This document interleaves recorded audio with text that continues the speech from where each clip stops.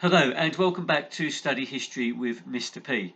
This history topic summary video focuses on the escalation of the conflict in Vietnam under President Johnson. Now, Johnson had become president in 1963 after the assassination of Kennedy.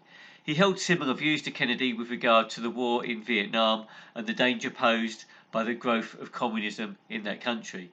However, Johnson inherited a significantly worse situation, partly because the Viet Cong had become much stronger by 1964, and this was due to the increasing unpopularity of US presence in South Vietnam, but also because of the better organisation and the position that the Viet Cong had achieved.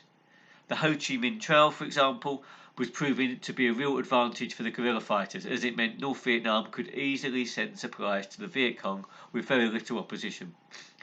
Many of these resources came from China, who as a communist state was sympathetic towards the goals of North Vietnam and the Viet Cong. And so between 1955 and 1963, more than $100 million of resources had been sent by China to North Vietnam, and much of it went to the south. Johnson, as president, continued to send in special advisors to the south, but he really wanted Congress to authorize the use of ground troops. But this was problematic, because 1964 was an election year and he didn't want to divide Congress at such a sensitive time. And this is where the incident in the Gulf of Tonkin comes along. So, two US Navy ships, the Maddox and the Sea Turner Joy, were being used to make regular patrols of the Gulf of Tonkin, which was along the North Vietnamese coast.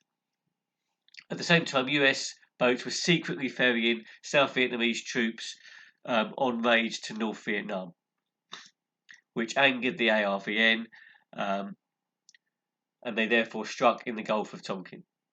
On the 2nd of August, the radar on the USS Maddox showed 3 North Vietnamese torpedo boats closing in. The captain calls for support.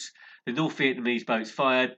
The Maddox fires back and then withdrew when US planes arrived. And then 2 days later, during a bad storm, both the Maddox and Sea Turner Joy report that a North Vietnamese torpedo boat is in the area. The US also claimed to have sunk 2 enemy boats, but there was confusion about what had really happened. Johnson was told of the incident and was also told that there may not actually have been an attack by the boats from the north. But even so, he ignores this confusion and orders US planes to strike North Vietnamese targets in retaliation. 2 US jets were actually shot down during this airstrike. So this incident proves very significant for President Johnson. He uses these events to claim that the 2 US Navy vessels had indeed been fired upon by North Vietnamese boats, and as a result of this, the US Congress almost unanimously passes the Gulf of Tonkin resolution.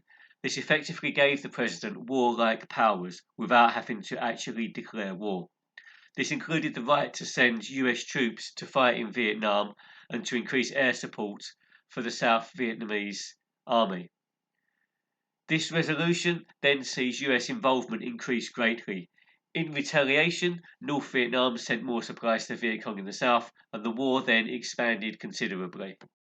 And so this event is crucial for the Vietnam conflict. Firstly, because there's confusion as to whether North Vietnamese ships had actually attacked the US on that day, and the fact that the president ignores those discrepancies, those concerns, and takes the event to Congress, presenting it as an attack, and in return Congress give the president such wide-ranging powers that he's able to send troops, like he'd wanted for a while now, into Vietnam, and we see the conflict escalate greatly thereafter.